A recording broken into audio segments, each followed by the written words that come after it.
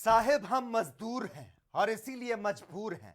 अपने घर जाने का सवाल है और इसीलिए ये सारा बवाल है। काम ठप है और धंधा बंद है। हमें तो है सिर्फ 2 वक्त की रोटी की दरकार, और अगर वो नहीं दे सको तो बस घर पहुंचा दो, रहने दो घर घर राशन पहुंचाने का वादा। क्योंकि हम समझ चुके हैं तुम्हारा सियासी इरादा। उठ चुका है अब विश्वास, छलक चुका है सब्र का पैमाना, और टूटने लगी है अपनों के बीच पहुंचने की आस। दरअसल ये उन मजदूरों की दास्तां है जो सियासतदानों बातों में न आकर बिना कुछ खाए पिए सफर कर रहे हैं, घर लौटने के लिए हर तरह के जतन कर रहे हैं। नमस्कार, मैं हूं आपके साथ लोकेश लकी जगवानी और मैं हूं आपके साथ पल्लवी राजपूत। घर वापसी की मांग को लेकर मजदूरों के धैर्य का बांध अब टूटता जा रहा है। हमारे इस खास कार्यक्रम के पिछले संस्करण में हमने आपको बताया कि किस तरह प्रवासी मजदूरों को अपनी जान को गंवाकर लॉकडाउन की कीमत चुकानी पड़ रही है।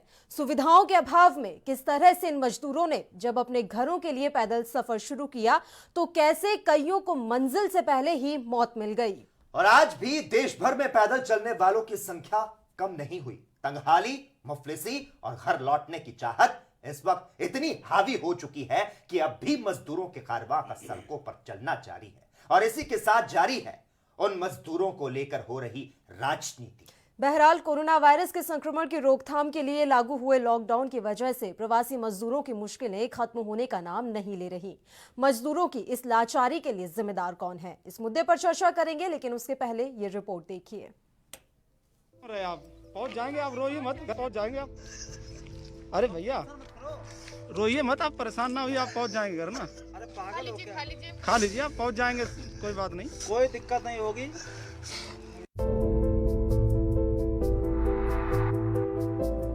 महीने बीत गए, मेरा बच्चा खाना नहीं खा रहा, कैसे रह रही मैं उसके बिना।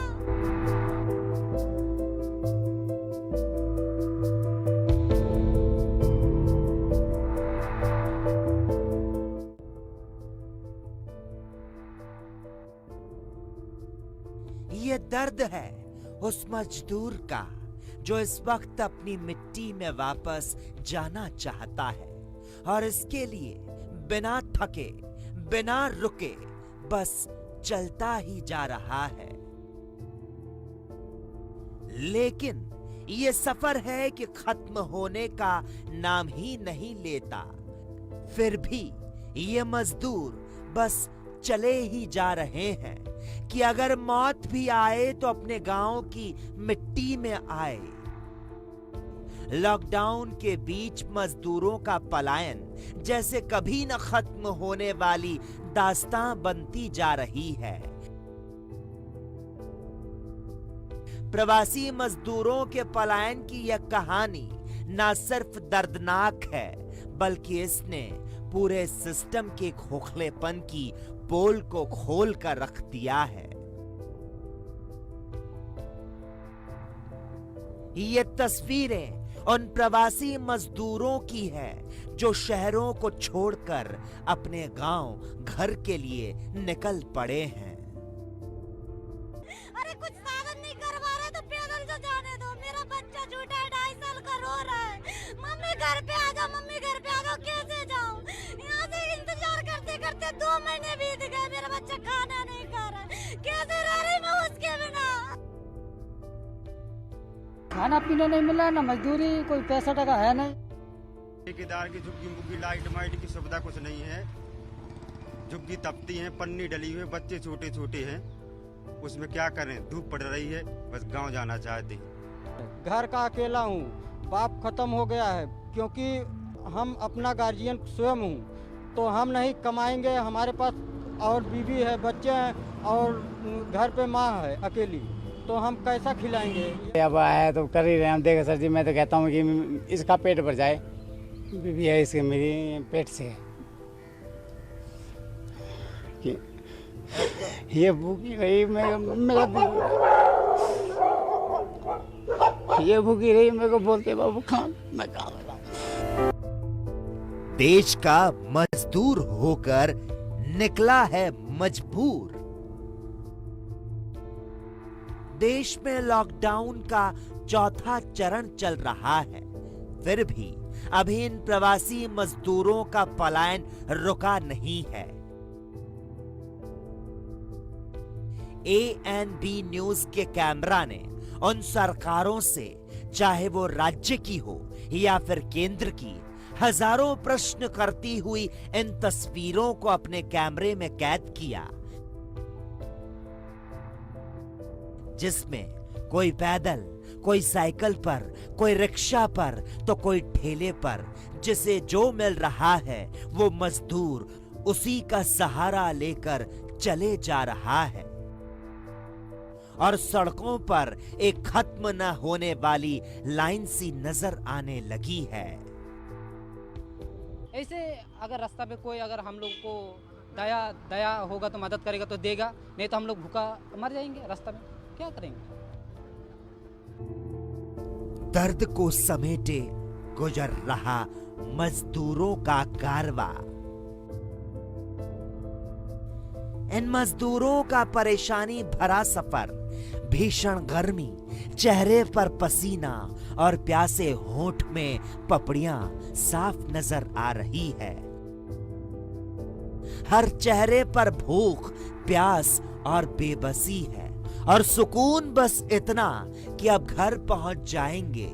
ये उन मजदूरों की दास्तां है जो बिना कुछ खाए पिए सफर कर रहे हैं। घर लौटने के लिए हर तरह के जतन कर रहे हैं। ANB न्यूज की मजदूरों के लिए मदद की अपील। प्रवासियों के न जेब में रुपए हैं, न खाना है। आपको कहीं भी ऐसे श्रमिक दिखें तो उनकी हर संभव सहायता करें। इस समय यह वर्ग बहुत ही परेशानियों से गुजर रहा है। मजदूरों की गुहार, बचा लो सरकार। प्रवासी मजदूरों की जान लेने वाले कई सड़क और रेल हादसों के बाद अब केंद्रीय गृह मंत्रालय ने शहरों के बीच प्रवासियों के आने जाने पर रोक लगा दी है। हालांकि ये आदेश मोटे तौर पर कागज तक सीमित हैं, क्योंकि राज्य सरकारें अपनी जिम्मेदारी से बचने की जल्दी में नजर आती है।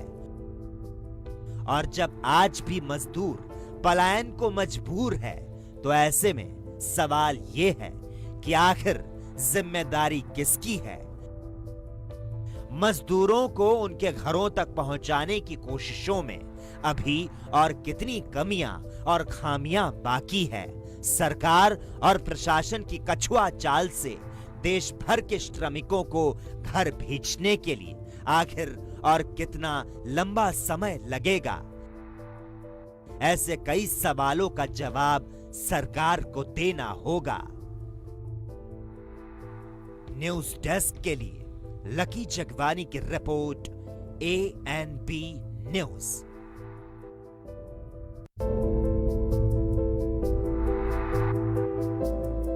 मैंने भी देखा, मेरा बच्चा खाना नहीं खा रहा, कैसे रह रही मैं उसके बिना।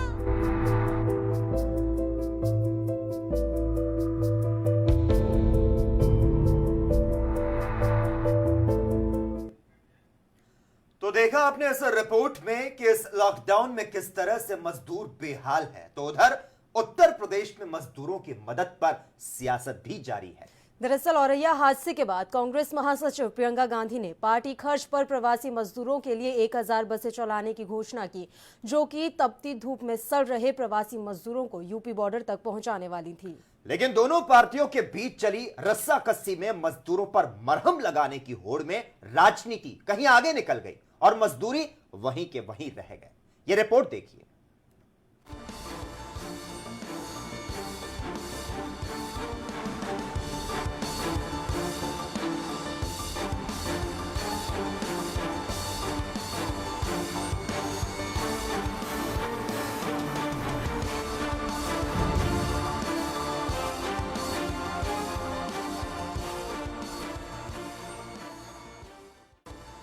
अजाब ये भी किसी और पर नहीं आया कि एक उम्र चले और घर नहीं आया।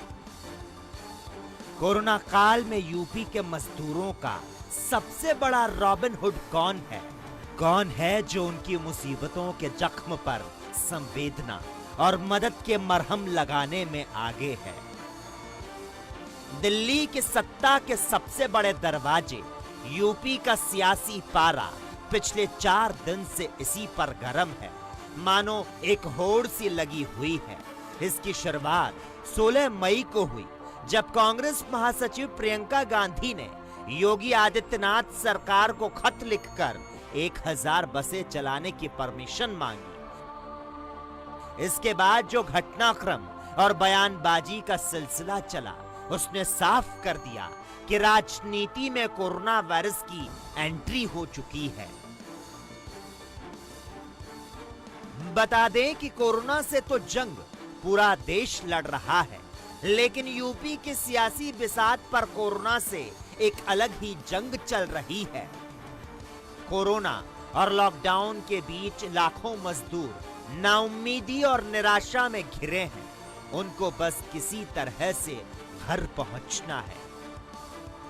इन सबके बीच 16 मई को औरैया में एक दिल दहला देने वाला हादसा हुआ और 24 मजदूरों की मौत हो गई। इस हादसे के बाद प्रियंका गांधी ने मजदूरों की सुरक्षित घर वापसी के लिए बसें चलाने की परमिशन मांगी। यहीं से बस पॉलिटिक्स की शुरुआत हुई। 16 मई को प्रियंका के खत से हुई शुरुआत। प्रियंका ने 16 मई को ट्विटर पर खत शेयर करते हुए लिखा, आज यूपी सरकार को खत लिखकर कांग्रेस की तरफ से 1000 बसें चलाने की अनुमति मांगी है। रोज होती दुर्घटनाएं, असहनीय पीड़ा, अमानवीय हालात, हमारे कामगार भाई बहन और उनके बच्चे संकट के दौर से गुजर रहे हैं। मैंने सरकार से पहले भी अपील की कि कृपया बसें चलाकर पैदल चल रहे मजदूरों को घर पहुंचाएं। केवल आज के ही दिन में 3 भीषण दुर्घटनाएं घट गई। ये मजदूरों को अकेले छोड़ देने का वक्त नहीं। आशा है यूपी सरकार से सकारात्मक जवाब आएगा। प्रियंका का वीडियो संदेश, फिर मांगी इजाजत। 17 मई को फिर प्रियंका ने एक वीडियो संदेश जारी करते हुए कहा कि आदरणीय मुख्यमंत्री जी, मैं आपसे निवेदन कर रही हूं, यह राजनीति का वक्त नहीं है। हमारी बसें बॉर्डर पर खड़ी है। हजारों श्रमिक प्रवासी भाई बहन बिना खाए पिए पैदल दुनिया भर की मुसीबतों को उठाते हुए अपने घरों की ओर चल रहे हैं। हमें इनकी मदद करने दीजिए। हमारी बसों को परमिशन दीजिए। आदरणीय मुख्यमंत्री जी, मैं आपसे निवेदन करना चाहती हूँ, ये राजनीति का समय नहीं है। हमारी बसें बॉर्डर पे खड़ी हैं। हजारों श्रमिक भाई बहन पैदल बगैर खाए पिए दुनिया भर की मुसीबतों को उठाते हुए अपने घर की ओर चल रहे हैं। हमें उनको मदद करने की अनुमति दीजिए। हमारी बसेस को परमिशन दीजिए ताकि हम उनको सही सलामत अपने घर पहुंचा पाए। धन्यवाद। 18 मई को यूपी सरकार ने मानी मांग, लिखा खत। वहीं इसके अगले ही दिन यानी 18 मई को यूपी सरकार ने प्रियंका गांधी की मांग मान ली। अपर मुख्य सचिव गृह अवनीश अवस्थी ने प्रियंका गांधी के निजी सचिव संदीप सिंह को जवाब देते हुए लिखा कि प्रवासी मजदूरों के संदर्भ में आपके प्रस्ताव को स्वीकार किया जाता है। अविलंब 1000 बसों की सूची और ड्राइवर कंडक्टर का नाम सहित बाकी डिटेल उपलब्ध कराने का कष्ट करें। वहीं प्रियंका ने इसके जवाब में लिखा, हमें यूपी में पैदल चलते हुए हजारों भाई बहनों की मदद करने के लिए कांग्रेस के खर्चे पर 1000 बसों को चलाने की इजाजत देने के लिए आपको धन्यवाद। तो मजदूरों को लेकर किस तरह से सियासत गर्मा चुकी है आपने इस रिपोर्ट में देखा। वहीं इस मुद्दे पर तमाम चर्चा करने के लिए इस वक्त हमारे साथ मेहमान भी जुड़ चुके हैं। इस वक्त बीजेपी प्रवक्ता अनिता अग्रवाल हमारे साथ लाइव जुड़ चुकी हैं। कांग्रेस नेता रत्नाकर सिंह इस वक्त हमारे साथ जुड़ चुके हैं। राजनीतिक विश्लेषक चंद्रशेखर त्रिशूल जी इस वक्त हमारे साथ जुड़ चुके हैं। आप सभी का बहुत बहुत स्वागत है एएनबी न्यूज में। सबसे पहले अनिता अग्रवाल जी, आपके पास आना चाहूंगा। हमने अपनी रिपोर्ट में दिखाया प्रियंका गांधी जी क्या कुछ बातें कह रही हैं। प्रियंका गांधी का कहना है अगर योगी सरकार ने परमिशन दे दी होती तो अब तक यूपी में तकरीबन 96,000 मजदूर जो हैं अपने घर पहुंच चुके होते। प्रियंका गांधी ने यह भी कहा कि हम लोगों की मदद करना चाहते हैं, लेकिन इस बीच में राजनीति ना ढूंढी जाए। इस पर क्या कुछ कहेंगी? लोकेश जी, राजनीति कौन कर रहा है कौन नहीं कर रही, जनता भी देख रही है, आप भी देख रहे हो, हम भी देख रहे हैं। इन्हीं की पार्टी की नेता हैं अदिति जी, जिसने अदिति ने ये कहा है कि अगर इतना ही इनको था तो इन्होंने कोटा में जो बच्चे थे उनको क्यों नहीं लाने की बात की, और वो बच्चे हमारे योगी जी लेकर आए और उसकी तारीफ राजस्थान के मुख्यमंत्री ने भी की। और सबसे बड़ी बात यह है कि इनके महाराष्ट्र से, इनके क्या कहते हैं पंजाब से, राजस्थान से, यूपी और बिहार के लोगों को वहाँ पे खाना पीना नहीं मिल रहा, इसीलिए अनिता जी, राजस्थान की आपने बात छेड़ी है, आपसे जानना चाहूंगा राजस्थान की अगर बसें मिल रही है यूपी को, उससे मजदूर तो अपने घर पहुंच रहे हैं, उसमें बीजेपी को आखिर प्रॉब्लम क्या है? बीजेपी को कोई प्रॉब्लम नहीं है। बीजेपी को केवल इतनी है जो इनसे कथाकथित मांगी गई थी, वो बसें काफी हद तक खराब है, सही नहीं है। किसी में ऑटो है, कोई टेम्पो है, कोई एम्बुलेंस है, कोई स्कूटर है, इस तरह का मामला है। उसको सत्यापन नहीं कर पाए हैं ये। अगर इनको इतना ही करना था तो राजस्थान की नेता है प्रियंका जी, वहाँ के मुख्यमंत्री से बात, और सबसे बात इसका जवाब हम रत्नाकर जी से ले लेते हैं। रत्नाकर जी, खबरें आई कि कांग्रेस पार्टी जो है मजदूरों का रेल टिकट खर्च उठाने को तैयार है, और इस बीच में एक नया बखेड़ा जो सूची है उस पर खड़ा हो गया कि लिस्ट में बाइक, ऑटो और कार के नंबर है। इसमें कितनी सच्चाई आपसे जानना चाहेंगे? देखिए, सबसे पहले मैं यही कहना चाहूंगा कि भारतीय जनता पार्टी की नीयत ही गरीब प्रवासी पैदल मजदूर जो दिनों दिन हजारों किलोमीटर दूर पैदल अपने परिवार के साथ घर जा रहे हैं, लाचार हैं, बेबस हैं, उनके लिए कोई पुख्ता इंतजाम नहीं किया। ये वंदे भारत अभियान चला के विदेशों में बसे लोगों को तो भारत में लेके आते हैं, लेकिन हमारे भारत निर्माण में जो सहयोग देने वाले जो गरीब मजदूर हैं, उन मजदूरों को घरों पे भेजने का इनके पास कोई पुख्ता प्रबंध नहीं है। सबसे पहले तो ये 4 घंटे का अल्टीमेटम देके इन्होंने लॉकडाउन शुरू कर दिया। जो व्यक्ति जहां था वही फंस गया, न उनके पास पर्याप्त मात्रा में खाने के लिए राशन था, न उनके पास पर्याप्त मात्रा में धन ही था। धीरे धीरे कुछ ही दिनों के बाद क्योंकि ये मजदूर जो रोज खाने वाले हैं, कमाने वाले हैं, ये रोज खाने वाले हैं, कुछ दिन में इनका पैसा खत्म हो गया। अब मजदूर जो है वो जरूर बाहर निकलेंगे और वो सोचेंगे कि अपने घर को, गंतव्य को पहुंच जाए, लेकिन इस सरकार के पास कोई ऐसी ठोस रणनीति नहीं थी जिससे कि इनको घरों को पहुंचाया जाए। रत्नाकर जी, बसों पर क्यों अटके हुए हैं? रत्नाकर जी, बार बार आप पर भी तो सवाल खड़े हो रहे हैं ना, आप बसों पर ही अटके हुए हैं। इतना ही आप हितैषी हैं मजदूरों के, तो आप ट्रेन का टिकट करा देते, अभी तक बसों पर ही क्यों अटके हुए हैं? देखिए, वैश्विक महामारी के इस समय में सारे पार्टियों को दलगत भावना से ऊपर उठकर सबको सहयोग करना चाहिए। ऐसा है, अपील एक दूसरे पार्टियां एक दूसरे पर कर भी रहे हैं। राजनीतिक विश्लेषक चंद्रशेखर चंद्रशेखर जी, आपने दोनों की बात सुन ली, बीजेपी की बात सुन ली, कांग्रेस की बात सुन ली। क्या लगता है दोनों पार्टियों में सिर्फ तमगे की होड़ लगी है या वाकई में जो मजदूर हैं, जो उनकी बेबसी है, वो उन्हें नजर आती है? देखिए, तमाम बातों को आप देखते हैं, लॉकडाउन के इतने दिनों बाद जब मजदूर सड़क पर निकला, जब मजदूर नंगे पैर सड़क पर निकला, जब मजदूर पटरी पर सोते हुए कट गया, जब मजदूर रोटियों के साथ वहाँ पर उनकी लाशें, जब रक्त रंजित लाशें लोगों को दिखती हैं, तब औरैया में ट्रक में मजदूर कुचल जाता है। ये लगता है कि ये लोकतांत्रिक असफलता की सबसे बड़ी कहानी है जो 21वीं सदी में भारत के इतिहास में लिखी जाएगी, और भारत का इतिहास कभी इस बात को माफ नहीं करेगा। मजदूरों के संग जो हुआ है इसके लिए तमाम दल जिम्मेदार हैं, और ये सबसे बड़ी हास्यास्पद बात है कि आप ट्विटर पर लड़ाई लड़ रहे हैं, जो मजदूर नंगे पैर चल रहा है, जिसके बच्चे मर रहे हैं, जिसकी बीवी मर रही है, जिसकी गर्भवती पत्नी को खाना नहीं मिल रहा है, आप उसकी लड़ाई ट्विटर पर लड़ रहे हैं, आप उसकी लड़ाई सोशल मीडिया पर लड़ रहे हैं। राजनीतिक दलों को बहुत सोच समझकर यह फैसला लेना चाहिए कि हमारी लड़ाई का वक्त नहीं है, यह समाज के उस सबसे गिरे हुए तबके की लड़ाई का वक्त है जो सड़कों पर 40 करोड़ मजदूर सड़कों पर निकला। आप राजनीतिक बयानबाजी करते रहे, आप ये देखते रहे कि किस पार्टी को कितना फायदा होगा, किस पार्टी को कितना नुकसान होगा।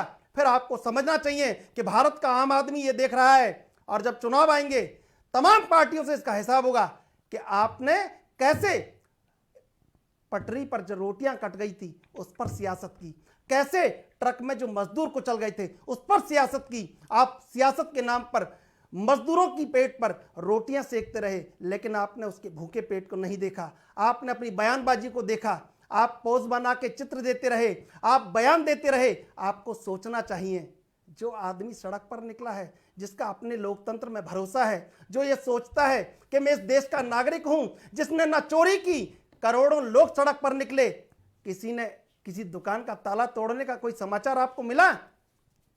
तो फिर चलिए उसका जवाब भी हम जान लेते हैं, अनीता जी से जान लेते हैं। अनीता जी, तमाम आपने बातें सुनी, सिस्टम की जो फीताशाही इस बीच में नजर आई है, पिछले 4 दिनों में नजर आई है, जो भी ये कछुआ चाल चल रही है, आपसे सीधा सा सवाल करना चाहूंगा, मजदूरों को अपने घर भेजने के लिए आखिर और कितना समय लगेगा? देखिए लोकेन जी, जितनी पूरी तरीके से कोशिश हो रही है, उत्तर प्रदेश के मुख्यमंत्री मजदूरों को बराबर बुला रहे हैं, उनके घर तक भेज रहे हैं, उनका खाने पीने की व्यवस्था कर रहे हैं, उनकी रहने की व्यवस्था कर रहे हैं। ये आपने अक्सर देखा, जितनी भी ट्रेनें आई हैं उससे सबसे ज्यादा यूपी में ही मंगाई गई। सबसे इनसे ये पूछी थी इन्होंने, आज वहां से मजदूरों को जाने की आवश्यकता क्यों पड़ी? क्योंकि चाहे राजस्थान की हो चाहे महाराष्ट्र की सरकार हो, इन लोगों ने वहां पर उनको खाना पीना नहीं दिया, वहां से इन लोग को खदेड़ दिया। अनीता जी, ये तो सभी राज्यों का हाल है। मजदूर तो सभी राज्यों में परेशान है। अगर इस तरह मुख्यमंत्रियों को क्रेडिट लेने के लिए, अगर मुख्यमंत्री क्रेडिट लेते रहेंगे और राजनीतिक दल क्रेडिट लेते रहेंगे, तो उसकी रोटी का इंतजाम कहां से होगा? उसकी रोटी के इंतजाम की बात नहीं हो रही है। ट्विटर पर लड़ाई चल रही है, ट्विटर पर आप राजनीतिक फायदा देख रहे हैं, ट्विटर पर आप ये देख रहे हैं किस दल को कितना राजनीतिक फायदा होगा। आपको सोचना चाहिए था, आपको सोचना चाहिए था। जो सहयोग करना चाहिए, सहयोग की जगह वो राजनीति कर रही है। कांग्रेस का काम है राजनीति करना। यही शर्मनाक बात है, यही शर्मनाक बात है अनीता जी, यही शर्मनाक बात है। ये बहुत शर्मनाक बात है। क्या आज भाजपा कांग्रेस हो रही है? मजदूर के भूखे पेट को देखिए, जो ट्रेन जो पटरी पर सोते हुए कट गया, जिसको अपने गांव की मिट्टी नसीब नहीं हो पाई, जिसको रोटी नसीब नहीं हो पाई, आप राजनीतिक दलों की बयानबाजी में लगे हैं। उत्तर प्रदेश में ऐसा नहीं है कोई मजदूर भूखा रहा हो। 40 करोड़ मजदूर, अप्रवासी मजदूर, जाके मुख्यमंत्री जी जिसको पानी तक मुहैया नहीं हो पा रहा है, और इतनी बड़ी बयानबाजी हो रही है, ट्विटर पर लड़ाई चल रही है। ये भारत का इतिहास, ये भारत का इतिहास और लोकतांत्रिक इतिहास हमेशा याद रखेगा। लोकेन जी, सबसे बड़ी बात यह है कि आप हकीकत में देखिए, अगर इनकी मंशा इतनी सही थी तो इन्होंने वहां पे महाराष्ट्र के लोगों को क्यों इतना इकट्ठे मजदूरों को कर दिया? क्यों इन्होंने वहां पे क्या कहते हैं राजस्थान में मजदूरों को क्यों नहीं, जो केंद्र द्वारा खाना मिला था वो क्यों नहीं दिया गया? रत्नाकर जी से उसका जवाब जान लेते हैं। रत्नाकर जी, कभी बस, कभी चिट्ठी, तो कभी एफआईआर। आपसे जानना चाहेंगे रत्नाकर जी, आपसे जानना चाहेंगे, जिस तरह से आपने यूपी के लिए अपनी बसें दी, महाराष्ट्र और राजस्थान में क्यों नहीं बसें दी?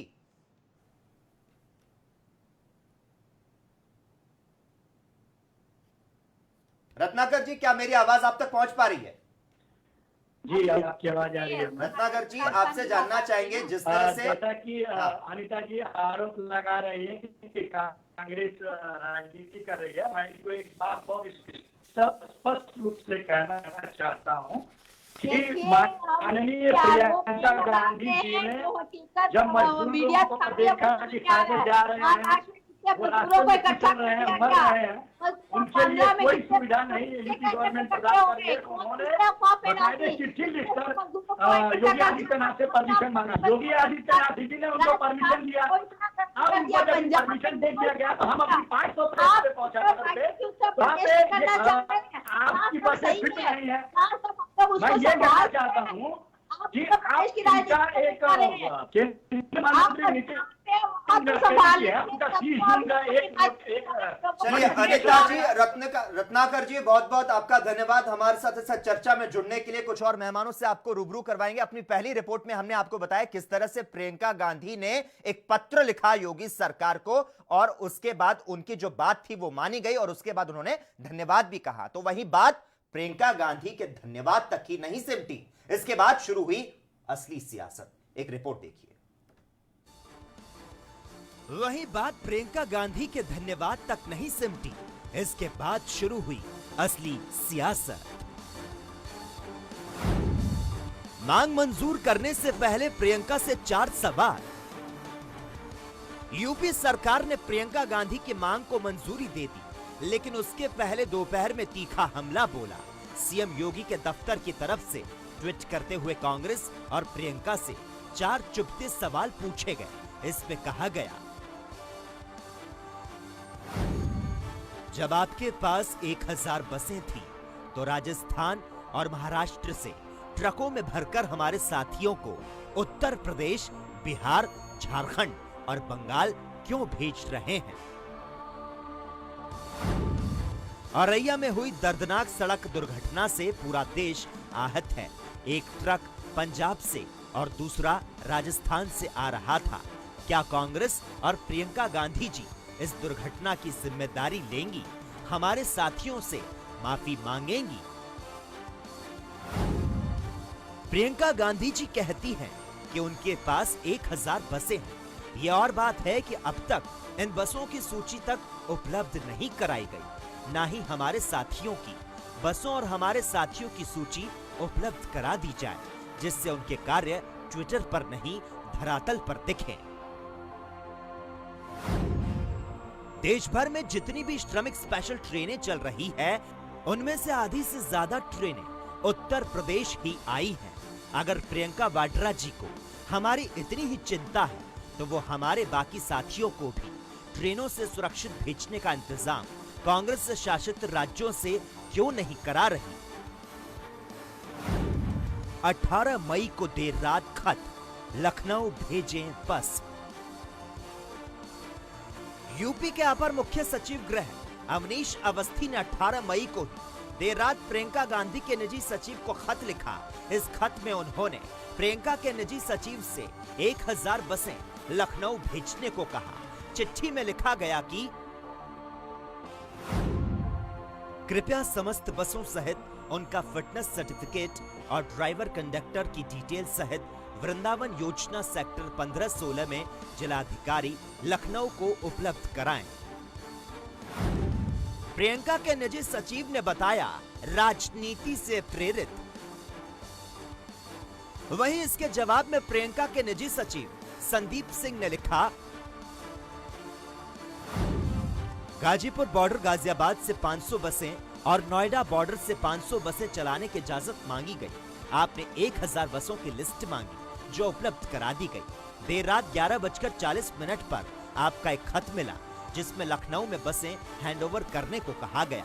1000 बसों को लखनऊ भेजना न सिर्फ समय और संसाधनों की बर्बादी है, बल्कि हद दर्जे की अमानवीयता है। माफ कीजिएगा, मगर आपकी सरकार की यह मांग पूरी तरह से राजनीति से प्रेरित लगती है। ऐसा लगता नहीं कि आपकी सरकार विपदा के मारे यूपी के मजदूर भाई बहनों की मदद करना चाहती है। तो रिपोर्ट देखिए आपने, किस तरह से प्रवासी मजदूरों की मजबूरी पर लगातार सियासी घमासान जारी है। इस मसले पर चर्चा जारी रहेगी। फिलहाल यहाँ एक छोटे से ब्रेक के लिए रुक रहे हैं, फौरन हाजिर होंगे। अपने घर जाना चाहते हैं, घर जाएंगे।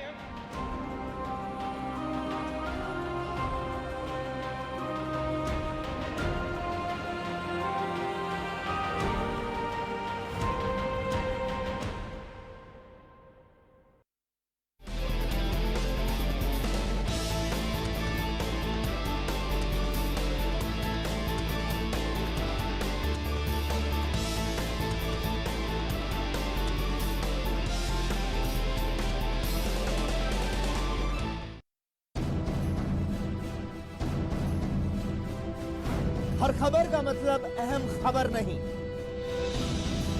तभी हम दिखाते हैं जनता का मुद्दा। हर खबर का मतलब तमाशा नहीं, तभी सफेद पोशों से हम करते हैं असरदार बहस। हाकिम और हुक्मरानों तक बेबस लोगों की आवाज पहुंचाने के लिए,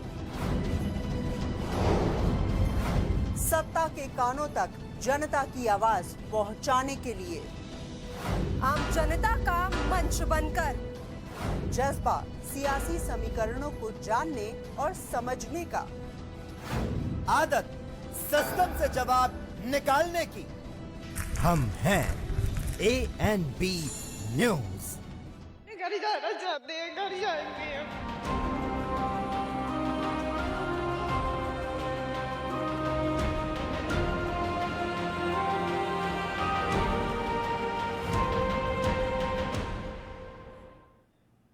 ब्रेक के बाद एक बार फिर से आप सभी का स्वागत है और हम लगातार इस मुद्दे पर चर्चा कर रहे हैं कि किस तरह से प्रवासी मजदूरों की मजबूरी पर सियासत हो रही है। देश की कोई भी राजनीतिक पार्टी हो, इस मसले पर अपनी राजनीति चमकाने से बाज नहीं आ रही है। तमाम राजनीतिक पार्टियां इसमें अपने लिए अवसर ढूंढती हुई नजर आ रही है। खासकर उत्तर प्रदेश की राजनीति इस समय इन मजदूरों को लेकर काफी ज्यादा गरमाई हुई है।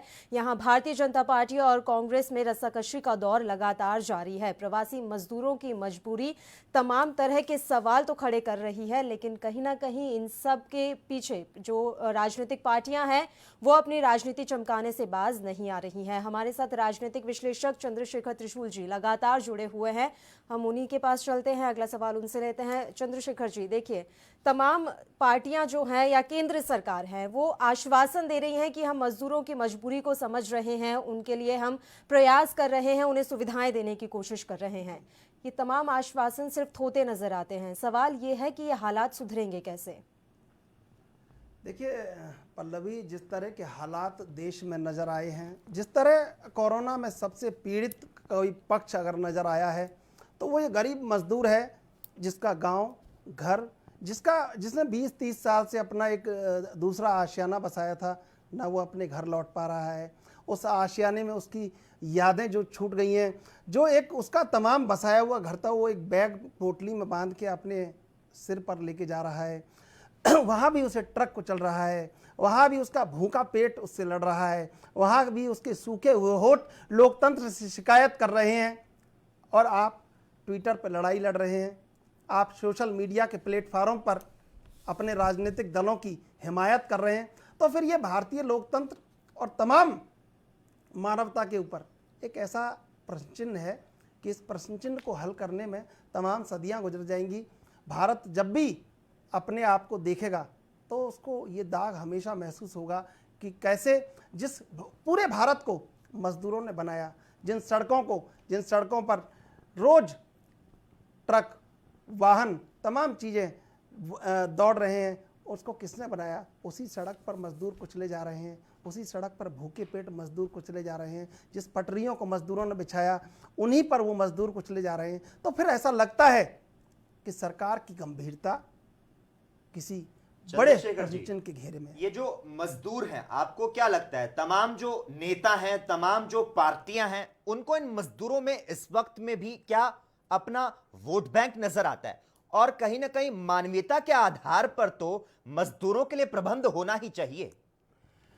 देखिए लकी, जब आप देखेंगे तो मजदूर राज्य में बट गया, इस राज्य का मजदूर इसमें नहीं लेंगे, हमने उसके लिए बसें भेज दी हैं, हमको बसें नहीं मिली हैं, आप ये लड़ाई लड़ते रहे, वो सड़क पर कुछ चलता रहा, तमाम पूरी। अब जब आप बात करेंगे तो मानवता जिस तरह जख्मी हुई है उसका जवाब किसी राजनीतिक दल के पास नहीं है। और राजनीतिक दल ये सोचें कि मानवता के दायरे में आकर आज ये लड़ाई बंद होनी चाहिए। और इस लड़ाई को बंद करके अगर आज के बाद एक भी मजदूर भूखा मरता है, भूखा सोता है, प्यासा मरता है, प्यासा सोता है, सड़क पर कुचला जाता है, तो सरकार तमाम राजनीतिक दलों को सीना ठोक कर कहना चाहिए कि इसके लिए हम जिम्मेदार हैं। अगर ये मजदूर मर रहा है तो ये हमारी पराजय है, ये हमारी लोकतंत्र का असफलता है। लेकिन लड़ाइयाँ लड़ने से और ये ट्विटर पे और सोशल मीडिया लेकिन पर चंद्रशेखर जी देखिए, क्या ये संभव था कि लॉकडाउन लगाने से पहले करोड़ों की संख्या में मजदूर हैं जो अपने राज्य छोड़कर दूसरे राज्य में काम के लिए जाते हैं, उन सभी को लॉकडाउन लगाने से पहले उनके राज्य तक पहुंचा दिया जाता या उनके घरों तक पहुंचा दिया जाता? क्या ये वाकई में संभव था? क्या सरकार के पास इतना समय था कि पहले इन सभी चीजों के बारे में योजना बनाई जाती, उसके बाद लॉकडाउन लागू किया जाता? देखिए, बिल्कुल आपने ये कहा कि ठीक है, लॉकडाउन है, पूरे देश ने पालन किया, सरकार का आदेश था, संवैधानिक कहीं घोषणा है, कहीं लोकतांत्रिक घोषणा है, लोगों को, नागरिकों को बिल्कुल उसका पालन करने का अनुशासन है। लेकिन 50 दिन जिसके घर में 2 वक्त की रोटी ना हो, आप उससे कहें कि 50 दिन भूखे रहना है, जहाँ हो वहीं रहना है, जहाँ पानी तक की पहुँच नहीं है, नल से बूंद बूंद कर पानी टपकता है, कहीं खाने का दाना उसके पास नहीं है, अपने गांव की मिट्टी में जाके मर जाना चाहता है, तो आप उसे वो मौत भी नसीब नहीं होने दे रहे हैं। तो फिर ये लगता है कि सरकार इसके लिए, वो तमाम सरकार इसके लिए जिम्मेदार हैं जो आज भी लगातार बयान जारी कर रही हैं, लगातार अपनी लड़ाइयाँ लड़ रही हैं, अपने राजनीतिक कदों का फ़ायदा देख रही हैं। उनको एक बार देखना चाहिए, उनके अंतर्मन से उनको एक बार सवाल पूछना चाहिए कि ये जो हो रहा है इसके लिए आखिर दोषी कौन है? क्या वो मजदूर दोषी है जिसने भारत का निर्माण किया है? ज्यादा किसकी तय होती है, केंद्र सरकार की या राज्य सरकार की? जबकि केंद्र की तरफ से पहले ही राज्य सरकारों के ऊपर ये तमाम जो चीजें हैं वो छोड़ दी गई थी कि आपको व्यवस्था करनी है। देखिए पल्लवी, वो तमाम लोग दोषी हैं जो जिम्मेदार हैं, जिनके पास व्यवस्था है, जिनके पास शासन है, प्रशासन है, और उसके बावजूद जब सड़क पर भारत का निर्माण करने वाला मजदूर अगर इस तरह कुचला जा रहा है, पटरियों पर रेल से कट रहा है, भूखों मर रहा है, तब फिर सरकार को, तमाम सरकारों को अपने गिरेबान में झांक के ये देखना चाहिए कि इसके लिए जिम्मेदार और दोषी अगर हम हैं तो इसका आज भी, अभी क्या हल निकल सकता है। और अगर यह हल नहीं निकला तो आप बहुत अच्छे तरह से समझ लीजिएगा कि भारत के इतिहास में ये बात जब भी लिखी जाएगी तो बड़ा ये कालिक होगी कि इस देश का निर्माण करने वाला अपने कंधे पर ईंटें ढोकर, अपने सर पर तगारी ढोकर, भूखे पेट रहकर बड़ी बड़ी गगनचुंबी इमारतों का निर्माण करने वाला, राजमार्गों का निर्माण करने वाला मजदूर भूखा मर गया। बिल्कुल, कहीं ना कहीं मजदूर आज भी बेसहारा है और मजबूर है। इस मुद्दे पर तमाम चर्चा करने के लिए 2 और मेहमान इस वक्त हमारे साथ जुड़ चुके हैं। ऋचा सुद जी सामाजिक कार्यकर्ता हैं और साथ ही साथ किरण पाल सिंह जी मजदूर यूनियन नेता हैं। आप दोनों का बहुत बहुत स्वागत है एएनबी न्यूज में। ऋचा जी, सबसे पहले मैं आपके पास आना चाहूंगा। जिस तरह से चंद्रशेखर जी ने मजदूरों की जो बातें हैं वो अपने दर्शकों के सामने रखी, आपसे सियासत की बात करना चाहूंगा। जिस तरह से मजदूरों पर सियासत हो रही है, बीजेपी जो है वह उत्तर प्रदेश में कांग्रेस नेता पर एफआईआर करवा रही है, तो वहीं राजस्थान की बात करें तो राजस्थान सरकार जो है यूपी के जो अफसर हैं उन पर एफआईआर करने की बात कर रहे हैं। आपसे जानना चाहूंगा, आपको क्या लगता है, राजनीतिक गैंगवार है क्या? ये इन पर एफआईआर कर रहे हैं और वो उन पर एफआईआर कर रहे हैं। देखिए, बहुत ही संवेदनशील मुद्दा है, अति संवेदनशील, अति सेंसिटिव मुद्दा है। मैं तो ये जो गैंगवार करने वाले लोग हैं उनसे कहूंगी कि एक बार उस मजदूर की चप्पल में अपना पांव डाल के देखें जो 1300 किलोमीटर का सफर पार करके अपने घर पहुंचने की कोशिश कर रहे हैं। वो एक बार उस मजदूर की जो छाले भरे पांव वाली चप्पल है उसमें अपना पांव डाल के देखें, एम्पैथाइज करें कि उसकी जगह पर रहकर उनकी जिंदगी कैसी होती अगर उन्हें इस तरीके से अपने घर जाना पड़ता, क्योंकि वो सुरक्षित एसी के कमरों में बैठे हैं, ट्विटर उनके हाथ में है, मोबाइल उनके हाथ में है, तो बहुत आरामज़दा एक दूसरे पर ब्लेम गेम खेलना बहुत आसान है। लेकिन अगर संवेदना से उस मजदूर की जगह पर खुद को रख करके सोचेंगे तभी समझ पाएंगे कि इस समय क्या जरूरी है और क्या नहीं। बल्कि ट्विटर पे बातें करने की बजाय अगर अपना सहयोग देने के लिए लोग आगे आए, अपने पास जो सुविधाएं हैं अपनी सुविधाओं का त्याग करके उन मजदूरों के लिए कुछ करें, तो शायद मुझे लगता है कि ये गैंगवार की जगह पर उस मजदूर जो भारत जिसे हम जो आज भी 70% से जो लोग हैं जो गांव में रहते हैं, जो गांव जाना चाहते हैं, वो जो भारत हमारा वापस लौट रहा है उसको भारत को लौटाने की कोशिश करें, ना कि ये ब्लेम गेम खेलें कि तेरे पर एफआईआर, उस पर एफआईआर और उस पर एफआईआर। ठीक है, एक बार उस किरण मजदूर पाल की जी जगह पर आपके अगर पास खुद आना को चाहेंगे। रखकर किरण सोचेंगे पाल तो जी की शायद प्रतिक्रिया ले मुझे लेते हैं। राजनीतिक लगता नंबर है गेम कि, चल रहा है। सही किरण पाल जी, फैसले हो पाएंगे। जिस तरह से तमाम आपने बातें सुनी, आपको क्या लगता है आखिर क्यों इस देश को बनाने वाला मजदूर कामगार जो है वो आज भी 20वीं शताब्दी जैसा जीवन जीने के लिए मजबूर है? आपकी राय। बहुत बहुत धन्यवाद। पहले तो आपके न्यूज को, क्योंकि आप मजदूरों की बात उठाते हैं जी, वास्तव में सच समस्या आप हैं, क्योंकि बहुत लोग तो इन बातों को छुपा जाते हैं और दिखाते नहीं है। और आप, मैंने देखा है कि ये मैं ये बताऊंगा, देखिए हर बॉर्डर पर वो बस भेज रहा है, वो बस रोक रहा है, मजदूर का किसी को ख्याल नहीं है। मजदूर इतनी बुरी स्थिति में है, उन्हें भिखारी, कोई गाड़ी, मैंने देखा कोई गाड़ी में पानी की बोतल लेके आता है तो ऐसे टूट के पड़ते हैं वही मजदूर जो रोज अच्छा खाना खाते थे, वो रोज पानी के लिए, खाने के लिए तरस रहे। पुलिस प्रशासन खड़ा है उनका डंडा लेके, आप यहां से हिल मत जाइए। सर, आप मजदूर यूनियन के नेता हैं, आप ये बताइए आखिर अब जिम्मेदारी किसकी बनती है? राज्य को देख लिया आपने, केंद्र की सरकार को देख लिया, अब आखिर किसकी जिम्मेदारी बनती है? क्योंकि मजदूर बार बार गुहार लगा रहे हैं कि हमें बचा लीजिए। देखिए, मैं आपके चैनल के थोड़ा बताऊंगा, इनको राजस्व वापस लाना था तो शराब के ठेके खोल के लाए।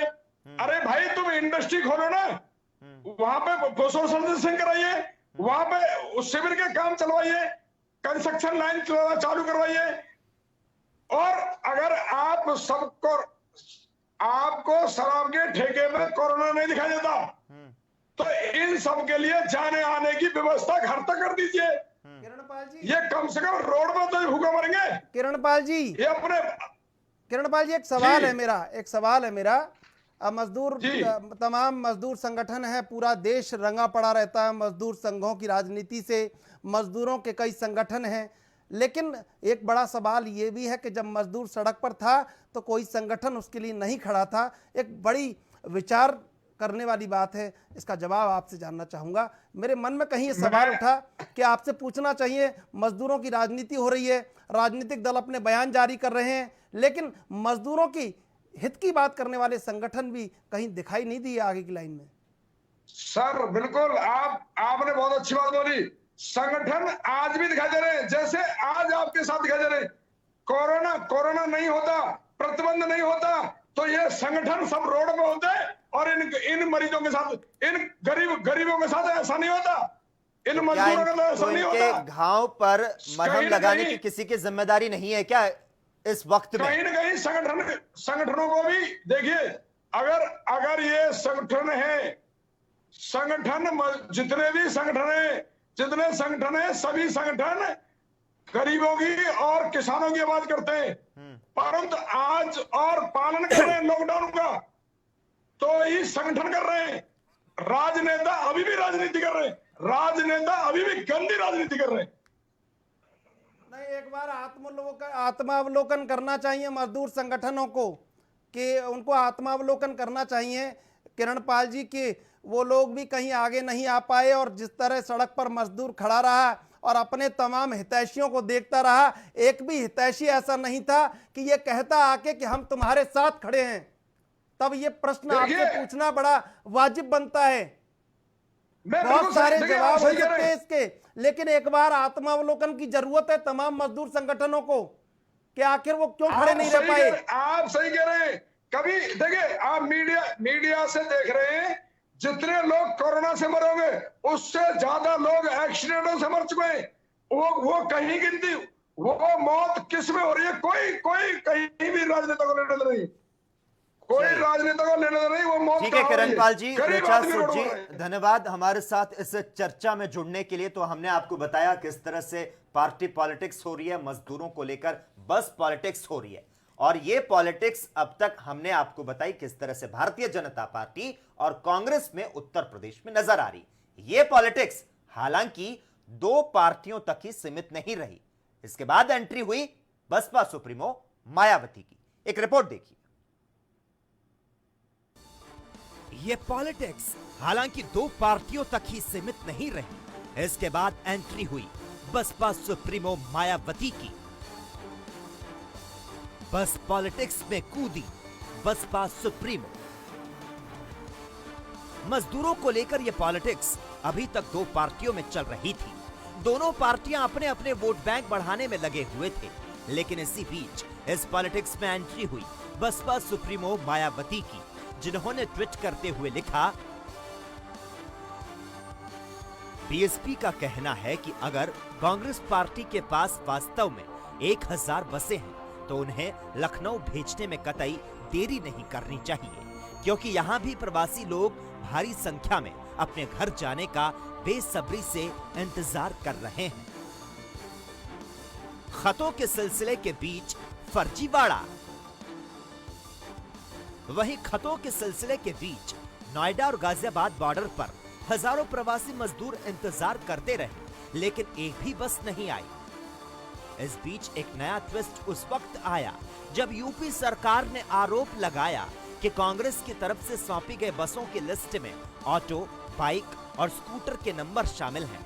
सरकार के प्रवक्ता और मंत्री सिद्धार्थनाथ सिंह ने कहा, इतना ही कहा जा सकता है, राहुल और प्रियंका की फर्जीवाड़ा कांग्रेस पार्टी है। जो बसें की बात कर रहे हैं, आपको बस देनी है तो कृपया करके उनको दीजिए, अपने राज्यों को दीजिए या अपने अलायंस राज्यों को दीजिए, या आप अपने मुख्यमंत्रियों से बोलें कि उनको अपने राज्य से पैदल चल के या ट्रकों में भर के मत आने दीजिए। इतना तो आप कर सकती हैं, मगर आप एक खाली ट्विटर और एक शुद्ध राजनीतिक रोटियां सेकने में लगी हैं। और ये दुर्भाग्य है कि आप श्रमिकों के हाल के ऊपर भी अपना राजनीतिक आपका जो लक्ष्य है उसको आप पाना चाहते हैं। मगर याद रखिएगा, जब कोई भी मुंह उठा के थूकता है तो वो थूक स्वयं पे गिरती है, ना ही किसी और। मंगलवार को जुबानी जंग, लल्लू को पुलिस ने उठाया। वहीं मंगलवार का दिन सियासी तूतू मैमे में गुजर गया। कांग्रेस ने दलील दी कि बसें आगरा बॉर्डर पर खड़ी है, लेकिन जिला प्रशासन इजाजत नहीं दे रहा। यूपी कांग्रेस के अध्यक्ष अजय कुमार लल्लू वहां मोर्चा संभाले थे। इस दौरान पुलिस के साथ कांग्रेस कार्यकर्ताओं की झड़प के बाद अजय कुमार लल्लू को हिरासत में ले लिया गया। हमें नहीं चाहिए क्रेडिट, चाहे तो लगा लें अपना झंडा। वहीं अजय कुमार लल्लू की गिरफ्तारी के बाद बुधवार को प्रियंका गांधी ने प्रेस कॉन्फ्रेंस कर जवाब दिया। उन्होंने कहा कि हमें क्रेडिट नहीं चाहिए, आप परमिशन दीजिए, चाहे तो आप बसों पर भारतीय जनता पार्टी का झंडा लगा लीजिए। योगी सरकार ने किया यह दावा। दरअसल बसों के न चलने के पीछे योगी सरकार की ओर से दावा किया गया, जिसमें कहा गया, कांग्रेस ने बसों की जो सूची सौंपी उनमें 31 थ्री व्हीलर और 69 अन्य वाहन हैं। इनमें 70 वाहनों का कोई डेटा मौजूद नहीं। 79 बसों का फिटनेस नहीं है। 140 का बीमा खत्म हो गया है और 78 बसें ऐसी हैं जिसमें फिटनेस और बीमा दोनों खत्म हो गए हैं। हालांकि कांग्रेस ने सफाई में कहा कि लिस्ट में गड़बड़ियों को सरकार ने साझा नहीं किया। हमने जो सूची सौंपी वे सारी बसें हैं। धोखाधड़ी की एफआईआर और मजदूर छूटे पीछे। मजदूरों की बस और फिर चिट्ठी से निकलते हुए बात थाना कोतवाली पहुंच गई। लखनऊ के आरटीओ आरपी त्रिवेदी के तरफ से हजरतगंज थाने में धोखाधड़ी का केस दर्ज कराया गया। इसमें प्रियंका गांधी के निजी सचिव संदीप सिंह और यूपी कांग्रेस अध्यक्ष अजय कुमार लल्लू का नाम है। कोरोना की त्रासदी से जूझते मजदूरों पर मरहम लगाने की होड़ में राजनीति आगे हो गई और मजदूर कहीं पीछे चला गया। अब सवाल है कि मजदूरों की मुश्किलों के सफर की मंजिल आखिर किस बस पर आकर खत्म होगी, ये सोचने का विषय है। Special report ANB news.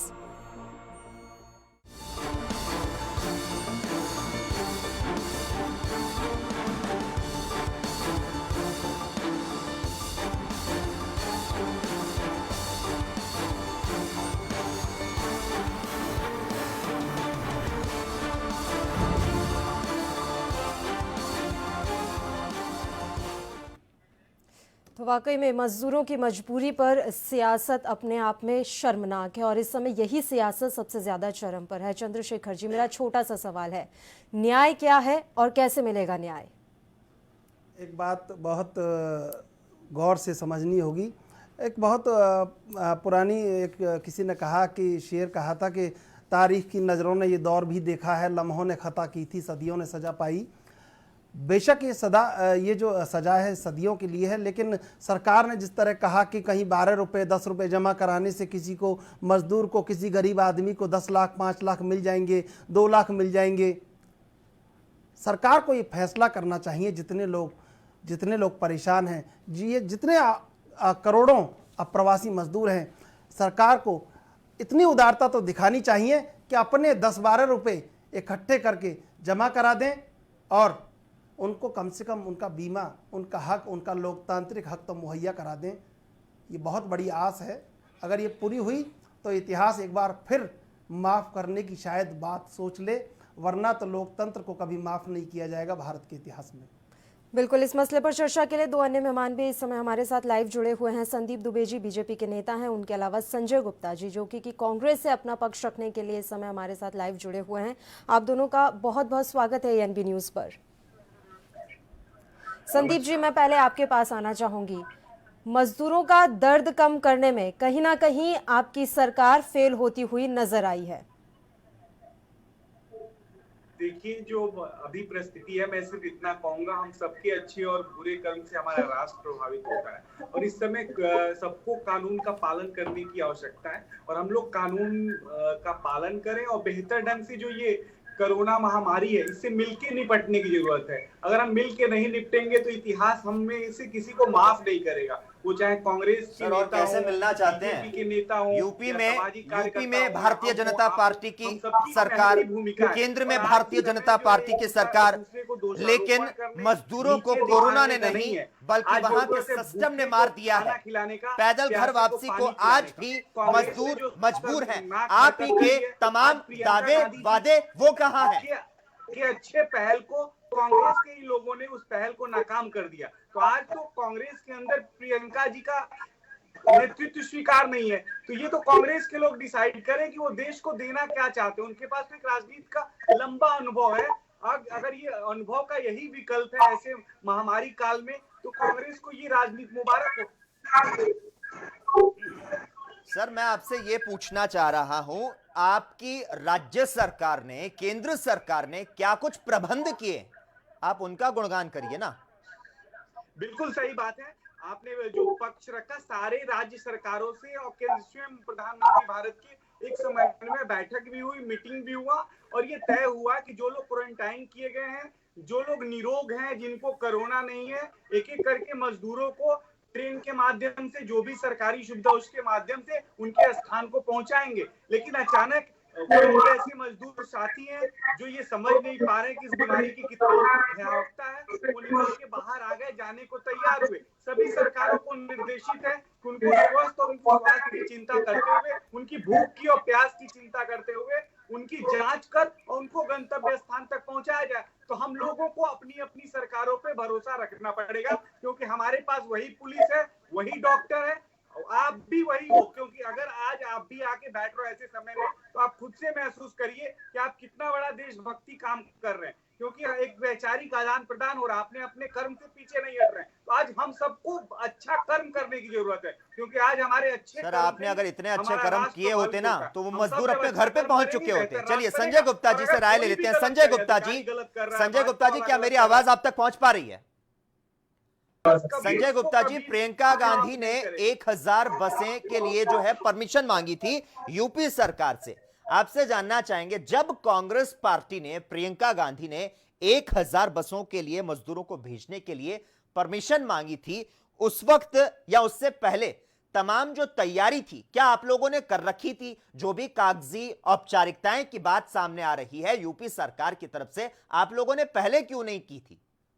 नहीं, उसमें एक बहुत बड़ी समस्या है, आप उसको बेहतर ढंग से समझ सकते हैं। आप एक टेलीविजन में आते हैं, आप मालिक हो, वहाँ काम करने वाला व्यक्ति। संजय जी, मैं इस वक्त संजय गुप्ता जी से अपनी राय रखने के लिए बोल रहा हूँ। संजय जी, क्या आप तक मेरी आवाज पहुंच पा रही है? जी जरूर, आपकी आवाज आ रही है। संजय जी अपनी प्रतिक्रिया दीजिए, क्या औपचारिकताएं जो भी होनी चाहिए थी आपकी तैयारी पूरी नहीं थी, या सिर्फ ऐसे था बस 500 1000 बसें हमें लगा देनी है?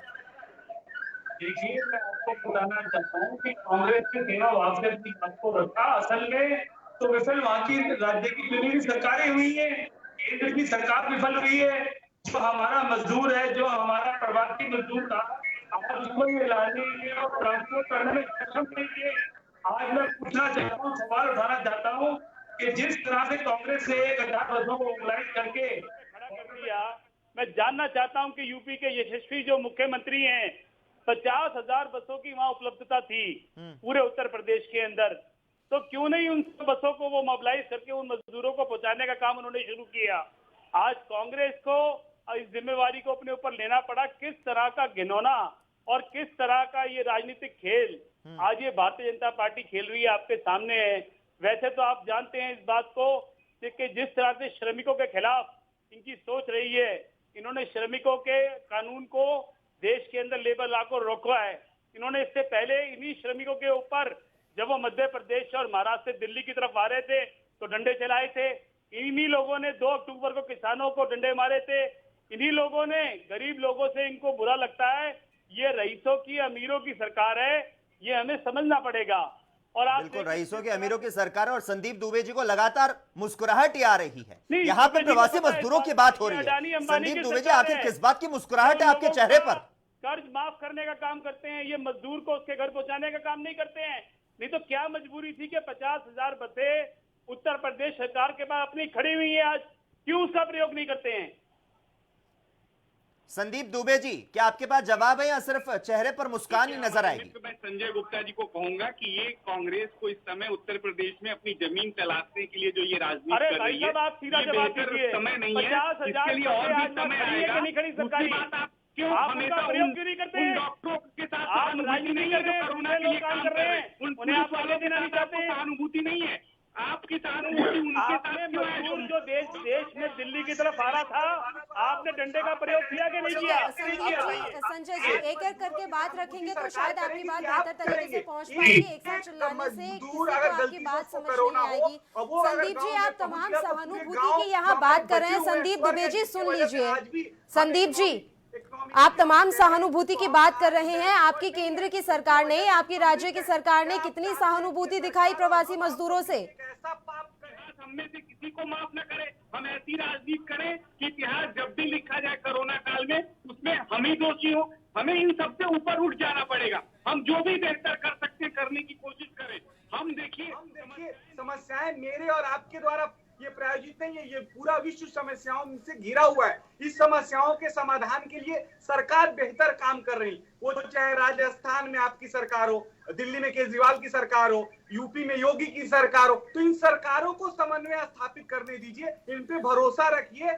हाँ, आप प्रियंका बड़ा लंबा समय लगा दिया आपने समन्वय स्थापित करने में। वैसे संदीप जी बहुत बहुत शुक्रिया तमाम चर्चा के लिए आप हमारे साथ जुड़े, क्योंकि सीधे जवाब की उम्मीद अभी भारतीय जनता पार्टी से नहीं है। संजय जी आपका भी शुक्रिया तमाम चर्चा के लिए आप हमारे साथ जुड़े। तो आपको बता दें कि प्रवासी मजदूरों को लेकर तमाम सियासी जो भूचाल है वो अभी आया हुआ है, लेकिन इतनी चर्चा होने के बाद भी जो नतीजा है वो सिफर ही रहा है। कहीं किसी तरह से कोई भी मदद प्रवासी मजदूरों को नहीं मिल पा रही है और उसी का नतीजा है कि अभी भी सड़कों पर प्रवासी मजदूर साफ तौर पर चलते हुए नजर आ जाते हैं, ट्रकों पर जाते हुए वो नजर आ जाते हैं और कहीं कहीं तो पुलिस से छुपते छुपाते चोर रास्तों से खेतों के जरिए होते हुए वो अभी भी नजर आ रहे हैं। और सरकारें हैं कि अपने कामों को लेकर सिर्फ पीठ थपथपा रही हैं, लेकिन प्रवासी मजदूरों की सुध लेने वाला यहाँ कोई नहीं है। चंद्रशेखर जी आपका भी बहुत बहुत शुक्रिया तमाम चर्चा के लिए आप हमारे साथ जुड़े।